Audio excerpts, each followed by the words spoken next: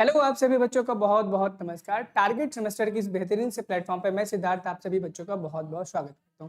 अगर आप भी बीएससी फर्स्ट सेमेस्टर में और आपके भी एग्जाम जो है फर्स्ट सेमेस्टर के बहुत नज़दीक आ चुके हैं और आपको चाहिए है कि आपको प्रैक्टिस के लिए एक सैम्पल पेपर, मॉडल पेपर या फिर एक प्रीवियस ईयर पेपर मिल जाए तो आप एकदम सही वीडियो पे आए हैं। आज हम इस वीडियो में जूलॉजी का प्रीवियस ईयर पेपर सॉल्व करने वाला है। आप देख सकते हैं ये जूलॉजी का प्रीवियस ईयर पेपर है, पिछले साल का है। और अगर आपके कॉलेज में, आपकी यूनिवर्सिटी में एग्जाम का जो पैटर्न है वो थ्योरेटिकल है, ध्यान देना ये सिर्फ वीडियो उन्हीं बच्चों के लिए है जिनकी यूनिवर्सिटी में थ्योरेटिकल पेपर होता है, जैसे कि CSJMU और आगरा यूनिवर्सिटी में, बुंदेलखंड यूनिवर्सिटी में जो एग्जाम है वो थ्योरी बेसिस पे होता है। ठीक है, कुछ ऐसी यूनिवर्सिटीज हैं जहां पर एमसीक्यू बेसिस पे होता है, तो उनके लिए ये वीडियो जरा भी नहीं। अगर आपके CSJMU से हैं आप, ठीक है, आगरा यूनिवर्सिटीज हैं जहां पर थ्योरी बेसिस पे क्वेश्चंस आते हैं, तो ये वीडियो बिल्कुल आपके लिए ही है। वीडियो को शुरू से अंत तक देखना। इस वीडियो को देखने के बाद आपके मन में एकदम क्लियरिटी आ जाएगी कि किस प्रकार के क्वेश्चंस आपसे एग्जाम में आते हैं।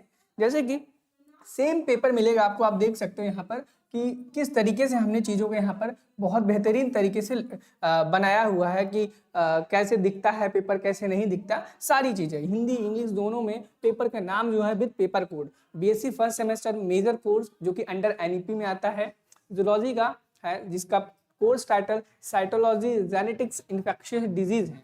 पेपर कोड ये लिखा है। मे भी आपकी यूनिवर्सिटी में, आपके कॉलेज में इस पेपर का कोड डिफरेंट हो सकता है, वो कोई दिक्कत परेशानी वाली बात नहीं है बच्चों। क्या दिक्कत परेशानी वाली बात नहीं है। अब देखो पेपर में इंस्ट्रक्शंस कुछ दिए गए हैं, एक बार हम इंस्ट्रक्शंस को पढ़ लेते हैं क्योंकि बच्चों को नहीं पता होता है कि कितने नंबर का पेपर होता है, कितने टोटल सेक्शंस होते हैं। इन चीज़ों को जानना भी उतना ही जरूरी है जितना जरूरी आप पेपर को करते हो। देखो बच्चों, इस पूरे पेपर में आपको टोटल 3 सेक्शन मिलेंगे, section A, B and C। इन तीनों सेक्शन में जो क्वेश्चंस होंगे उनकी मार्किंग अलग अलग रहेगी। सेक्शन 1 में जैसा कि आपको देखने को मिलेगा 3 नंबर का एक क्वेश्चन रहेगा।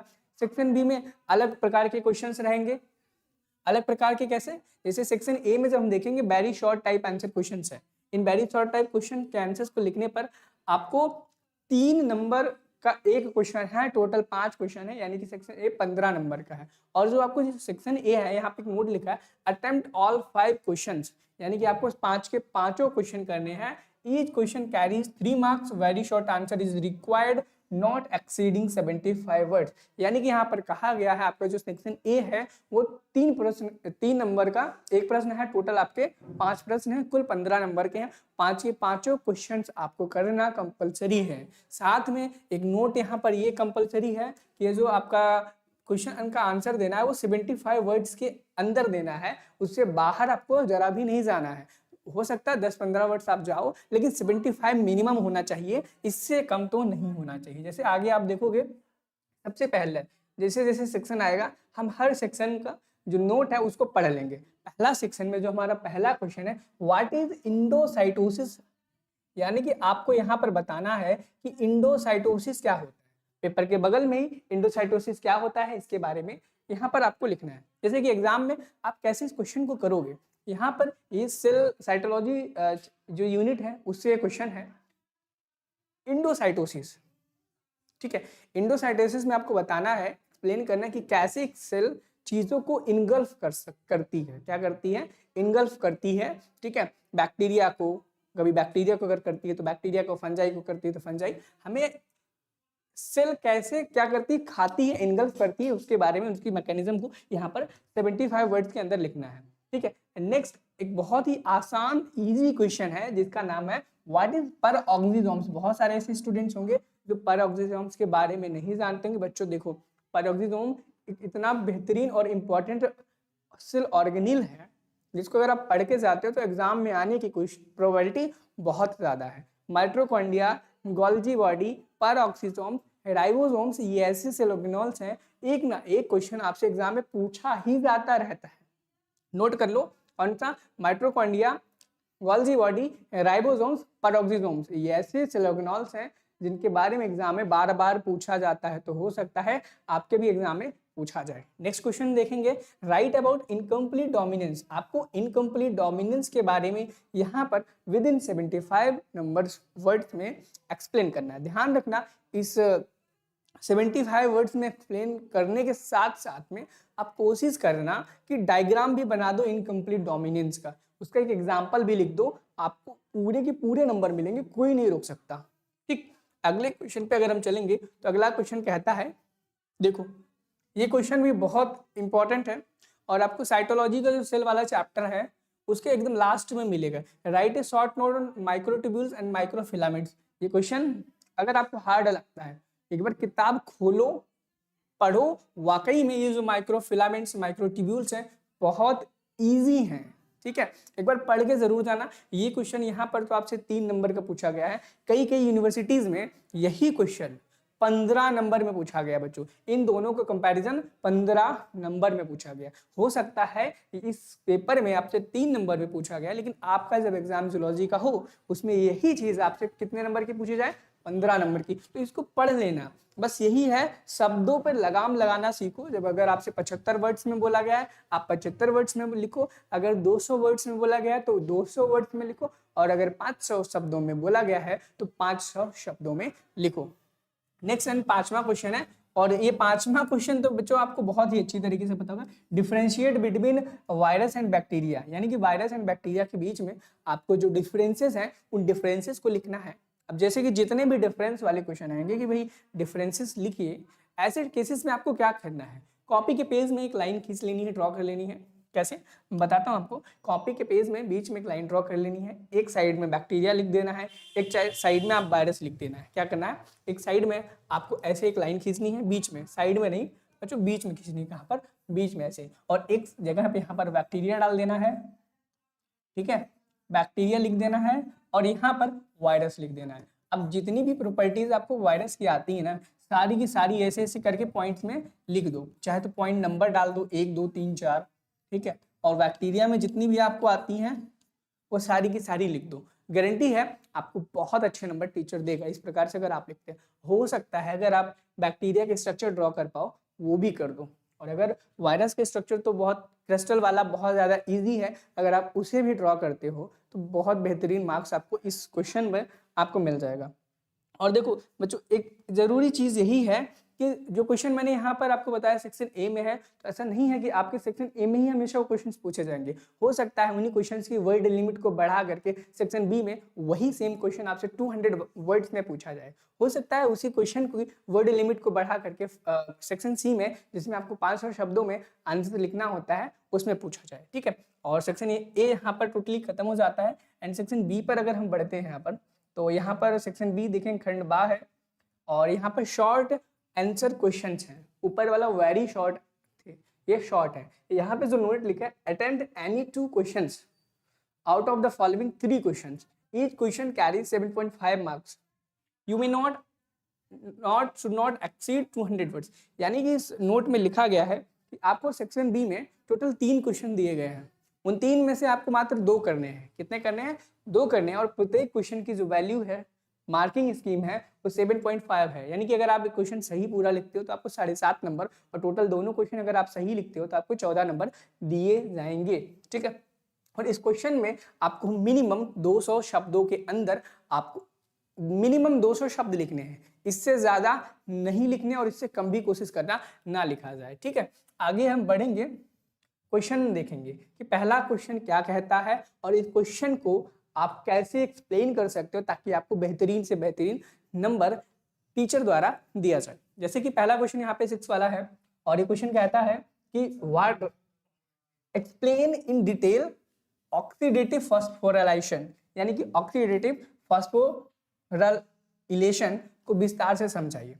अब इसमें क्या करना है, आपको सबसे पहले पर्पस बताना है। ठीक है, कुछ हेडिंग्स डालनी है, क्या कुछ हेडिंग्स डालनी, क्या पहली कि व्हाट इज ऑक्सीडेटिव फॉस्फोराइलेशन। ठीक है, दूसरा इसका पर्पस, ये कहाँ पर होता है और जिस सेल ऑर्गेनेल में होता है। आपको पता होगा कि जो ऑक्सीडेटिव फॉस्फोराइलेशन है वो माइटोकॉन्ड्रिया के अंदर होता है। ठीक है, तो माइटोकॉन्ड्रिया का स्ट्रक्चर भी बना देना है, उसे स्ट्रक्चर में डिनोट भी कर देना है कि भाई इस जगह पर होता है। और कोशिश करो कि जिस तरीके से मैंने बताई है हेडिंग डालो, उसके बारे में लिखो, जरूर आपको टीचर अच्छे नंबर देगा। ओपी, इसको हम शॉर्ट फॉर्म में ओपी भी लिखते हैं। ठीक है, एक ओपी होता है ऑक्सीडेटिव फॉस्फोराइलेशन। वैसे होता क्या है, एनर्जी बनाने का एक प्रोसेस है। क्या है, एनर्जी बनाने का प्रोसेस है ओपी, और एक होता है एसएलपी, इसको हम सबस्ट्रेट लेवल फॉस्फोराइलेशन बोलते हैं। ठीक है, तो आपके में ओपी पूछा गया है, मे भी आपसे एसएलपी भी पूछा जाए। अगर एसएलपी वैसे प्लांट फिजियोलॉजी में पढ़ा जाता है, अगर प्लांट फिजियोलॉजी अगर आपकी बॉटनी में होगी तो आपको एसएलपी भी पूछा जाने की संभावना है। तो दोनों को पढ़ लेना अगर आपके सिलेबस में प्लांट फिजियोलॉजी भी आ रही है बॉटनी में। तो नेक्स्ट क्वेश्चन बहुत इंपॉर्टेंट, इजी, बच्चों का फेवरेट है। What is pedigree analysis, explain with the help of the family tree chart. ये बच्चों बहुत इंपॉर्टेंट क्वेश्चन है। आप इस क्वेश्चन को पढ़ के जाना अच्छे से कि पेडिग्री एनालिसिस क्या होता है, पेडिग्री एनालिसिस का एप्लीकेशन क्या है, एप्लीकेशन बोले तो उस चीज का यूज क्या है, अगर हम उसको यूज करते हैं अपनी डेली लाइफ के लिए तो कैसे कर सकते हैं, इसका इस्तेमाल किस चीज के लिए किया जाता है, जेनेटिक डिसऑर्डर्स को फाइंड आउट करने के लिए किया जाता है ना, यही चीज यहाँ पे लिखना प्रिंसिपल में। It is used to identify the genetic disorders. ठीक है, और उसमें आपको एक ट्री चार्ट वाला बना करके दिखा देना है। कौन सा ट्री चार्ट वाला भैया, इस तरीके से कि यहाँ पर फीमेल है, ठीक है, यहाँ पर एक मेल है, इन दोनों का मैरिज हुआ, ठीक है, इन दोनों में कोई कुछ नहीं था, ठीक है, उसके बाद यहाँ पर जो उनकी ऑफस्प्रिंग होती हैं उनके अंदर कोई कैरियर बन जाता है, मेल जैसे कैरियर बन जाता है, तो एक्स लिंक्ड है, वाई लिंक्ड है, इस तरीके से आप बढ़िया से एक्सप्लेन करना, डायग्राम बना करके, गारंटी है आपको नंबर अच्छे मिलेंगे। आप देखो नंबर अच्छे पाने के तीन उपाय हैं, इन तीनों उपायों को अगर आप अच्छे से करते हो तो गारंटी है कि आपको अच्छे नंबर मिलेंगे। पहला क्या है, पहला जो उपाय है, आपकी हैंडराइटिंग बहुत अच्छी बनानी है। क्या करना है, हैंडराइटिंग आपको बहुत ही अच्छी लिखनी है बच्चों। क्या करना है, मेरी बहुत गंदी, इस पे मत जाना। दूसरा, आपको थ्योरी में थोड़ी सी कलरफुल चीजें यूज करनी है, क्लियर लिखना है, थ्योरी में क्लियर होनी चाहिए आपकी। क्लियर यानी कि आप बहुत पास पास चीजों को ना लिखें, थोड़ा दूरी दूरी बना करके लिखें, उससे टीचर को पढ़ने में आसानी होगी और टीचर आपकी चीजों को अच्छे से अगर पढ़ पाएगा तभी जाकर के आपको नंबर वो देगा। थ्योरी में क्लियर तरीके से लिखें, और याद रखें जब हेडिंग आपको डालनी हो तब आप ब्लैक कलर से डालो, और अगर जब आप आंसर लिख रहे हो उस चीज का तो आप ब्लू कलर से डालो, तो एक थोड़ा सा गुड इम्पैक्ट पड़ता है टीचर के ऊपर कि हाँ इस बच्चे ने एक अरेंजमेंट में, एक तरीके से, एक वे में आंसर को लिखा है और मार्क्स अच्छे देगा। एंड तीसरा जो है, इफ पॉसिबल, क्या, इफ पॉसिबल ड्रॉ डायग्राम, यानी कि अगर संभव है आपसे तो उस क्वेश्चन का डायग्राम बनाने की जरूर कोशिश करो। एग्जाम में पेंसिल जरूर लेके जाएं। पेन से बनाने में क्या होता है बच्चों, कभी कभी हम उस डायग्राम को गलत बना देते हैं, फिर आप काटेंगे उसको तो टीचर के ऊपर ये बैड इम्पैक्ट पड़ता है कि आपने बनाया, आप कंफ्यूजन में थे, आपने काट दिया और दोबारा से बनाया, तो टीचर को लगेगा कि इस बच्चे को आता नहीं है, वो कंफ्यूजन में था, हो सकता है कहीं से चीटिंग कर रहा था, मे भी हो सकता है ऐसे टीचर के मन में आए और आपको नंबर ना दे। ठीक है, इन तीनों पॉइंट्स को ध्यान रखना।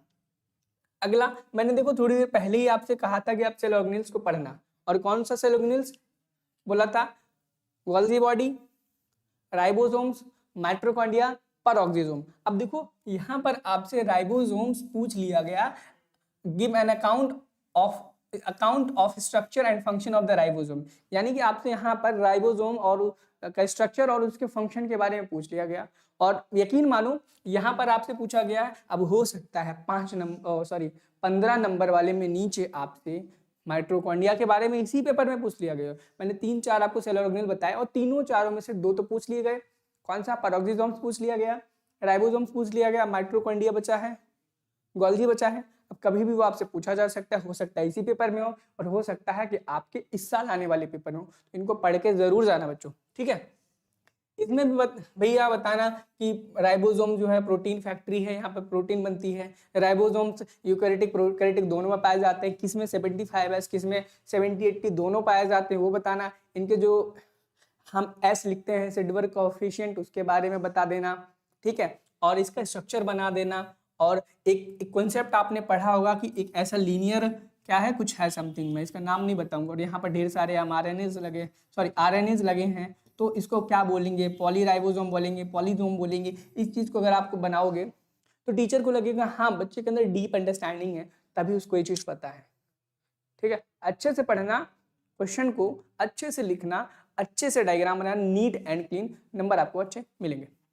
सेक्शन सी में चलते हैं, एंड सेक्शन सी में देखेंगे कितने नंबर के कौन कौन से क्वेश्चंस हैं और कितने क्वेश्चन दिए गए हैं, कितने नंबर के हैं, क्या यहाँ पे नोट है।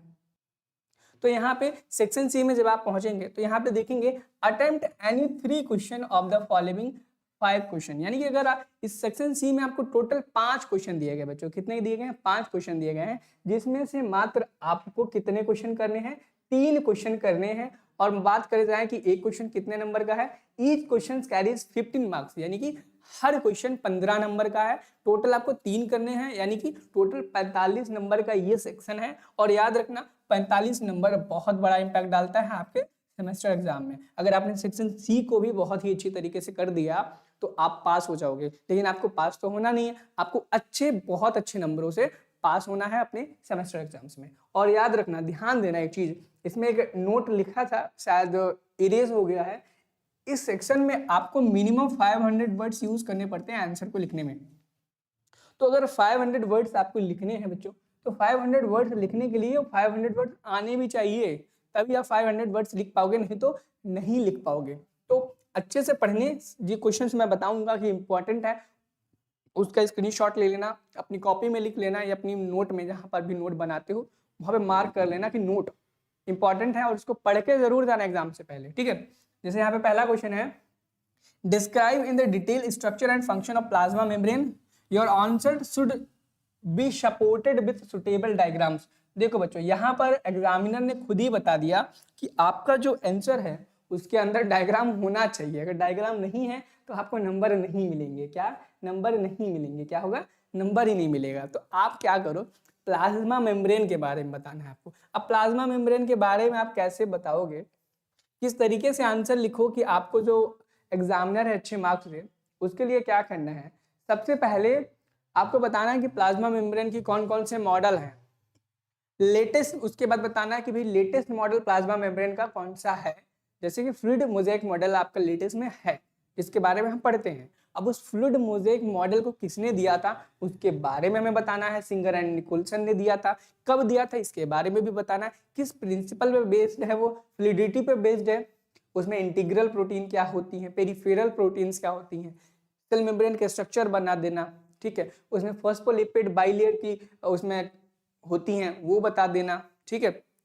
ये सारी चीजें करने के बाद आप क्या करना, डायग्राम बना देना बढ़िया सा एकदम, जिसमें पेरिफेरल प्रोटीन बाहर झांक रही हो, इंटीग्रल प्रोटीन एम्बेडेड हो, ठीक है, कोलेस्ट्रॉल हो उसके अंदर, बाइलिपिड मेम्ब्रेन की लेयर हो, उसको बना देना अच्छे से, ठीक है। और लेबलिंग अच्छे से करना, लेबलिंग बहुत इंपॉर्टेंट है। डायग्राम बनाना जितना इंपॉर्टेंट है, जितना इंपॉर्टेंट आंसर लिखना है उतना इंपॉर्टेंट है लेबलिंग करना, कि जो आपने डायग्राम बनाया उसमें कौन सा हिस्सा क्या है, ठीक है। ये चीज करना बच्चों। 500 शब्द बहुत आसानी से आप इसमें लिख सकते हो।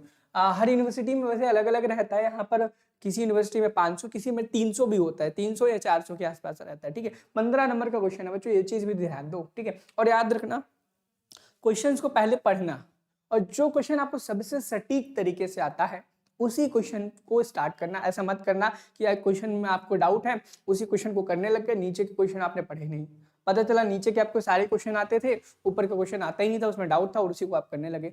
इस केस में होगा क्या, आपके नंबर कट जाएंगे और आपके नंबर कम आएंगे, ठीक। अगला क्या है, describe in detail the Mendel's law of inheritance with suitable examples. ये क्वेश्चन में आपको थोड़ा दिमाग लगाना पड़ेगा। मेंडल का लॉ ऑफ इनहेरिटेंस क्या होता है ये आपको बताना है, और कुछ सुटेबल एग्जांपल्स के साथ। अब देखो बच्चों, इसमें आप डायग्राम तो बना नहीं सकते हो। अब देखो आप क्या करो, रुक जाओ थोड़ा सा, क्या करो, रुक जाओ। एंड तीसरा क्वेश्चन देखो, what is chromosomal aberration and describe structural numerical and aberration in chromosomes with suitable examples. अब देखो ये वाला क्वेश्चन जो है 11th वाला बच्चों को थोड़ा हार्ड लग सकता है, तो मेरे अकॉर्डिंग बच्चों को इस पर स्विच करना चाहिए। इस क्वेश्चन को बच्चे ज्यादा अच्छे से लिख सकते हैं, टीचर को एक्सप्लेन कर सकते हैं। तो जिन क्वेश्चंस पे आपको कॉन्फिडेंस ज्यादा हो कि हम इस क्वेश्चंस को कर सकते हैं, इन पे हमें मार्क्स मिलने की ज्यादा संभावना है, उन्हीं क्वेश्चंस को करें। जिन पे ऐसा जरा भी डाउट आता है कि सर हम इस क्वेश्चन में थोड़ी सी गड़बड़ी कर देंगे, हड़बड़ा जाएंगे, डायग्राम नहीं बना पाएंगे, उस क्वेश्चन को छूना भी मत। अब जैसे इस क्वेश्चन में आप डायग्राम तो नहीं बना सकते हो मेंडल्स लॉ ऑफ इनहेरिटेंस में, लेकिन आप पनेट स्क्वायर बना सकते हो, बिल्कुल बना सकते हो, ठीक है। और क्या बना सकते हो, ट्री बना सकते हो, ट्री बना के करो, लेकिन करो, ठीक है। अब 11 क्वेश्चन को इसमें छोड़ सकते हैं। टोटल क्या था, 5 में से 3 को उत्तर देना था, 3 आप 3 में से एक छोड़ दिया। अब अगले क्वेश्चन पे देखेंगे, अगला क्वेश्चन क्या है, अगले जो क्वेश्चन है, describe in detail structure, life cycle and pathogenicity of Trypanosoma. देखो लाइफ साइकिल की अगर हम बात करें तो आपके एग्जाम में ट्रिपैनोसोमा एक है, एक जियार्डिया आता है,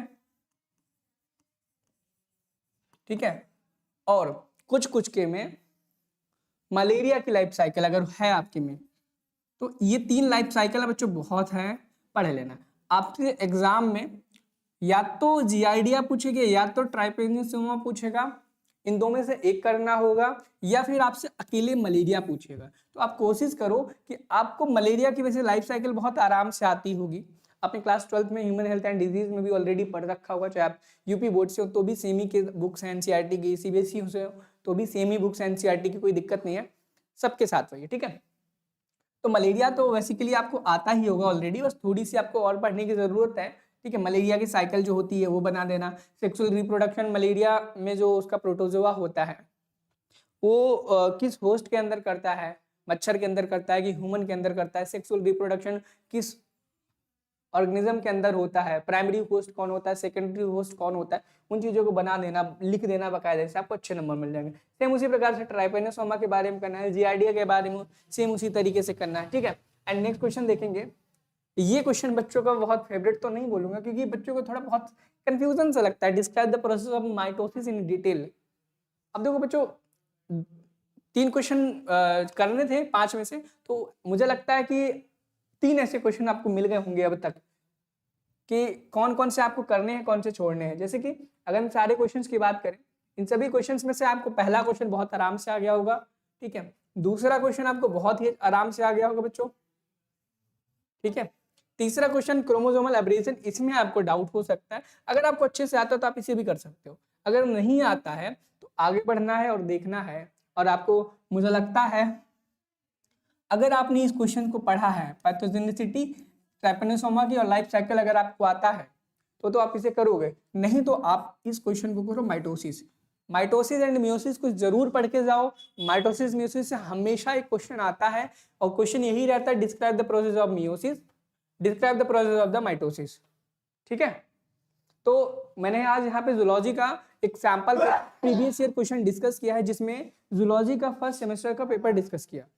अगर आप चाहते हो कि आपको बीएससी के फर्स्ट सेमेस्टर में, आप चाहे हो 3rd में हो 5th में हो, आप चाहते हैं कि आपको और मॉडल पेपर दिए जाए, चाहे वो zoology, physics, chemistry, botany, mathematics, किसी भी सब्जेक्ट के हो, एमसीक्यू बेस्ड चाहते हैं, एमसीक्यू बेस्ड, थ्योरी बेस्ड चाहते हैं तो थ्योरी बेस्ड, आपको एक काम करना पड़ेगा। पहला काम है कि आपको कमेंट करके बताना पड़ेगा कि सर हमें कौन कौन सा चाहिए, उसके बाद ही तो आप आपके लिए वो पेपर लेके आ पाएंगे। पहला क्या करना है, कमेंट करना है। दूसरा सब्सक्राइब करना है। सब्सक्राइब तो आपको टारगेट गुरुकुल को करना ही करना है, जिस पे आप ये वीडियो देख रहे हैं। साथ ही साथ में आपके डिस्क्रिप्शन बॉक्स में टारगेट सेमेस्टर करके चैनल दिया गया होगा। क्या दिया गया? टारगेट सेमेस्टर करके दिया गया। आप जो भी वीडियो रिक्वायर डिमांड करोगे वो वीडियो आपकी टारगेट गुरुकुल पर ना आकर के टारगेट सेमेस्टर पर आएगी। ये वीडियो भले आप टारगेट गुरुकुल पे देख रहे हो, लेकिन आपकी डिमांड की हुई वीडियो, डिमांड की हुई क्लास, सैंपल पेपर, वो टारगेट सेमेस्टर नाम के चैनल पर आएंगे। तो डिस्क्रिप्शन बॉक्स में उसका लिंक दिया गया है, आप सर्च भी कर सकते हो, टारगेट सेमेस्टर सबसे ऊपर मिल जाएगा आपको देखने को, उसे भी आप सब्सक्राइब करके रखो। सारे के सारे sample paper, model paper, previous year question की प्रैक्टिस आपको टारगेट सेमेस्टर पर ही कराई जाएगी। ठीक है, मिलते हैं नेक्स्ट वीडियो में एक नए सैंपल पेपर के साथ टारगेट सेमेस्टर पर। Thank you, have a nice day, bye bye.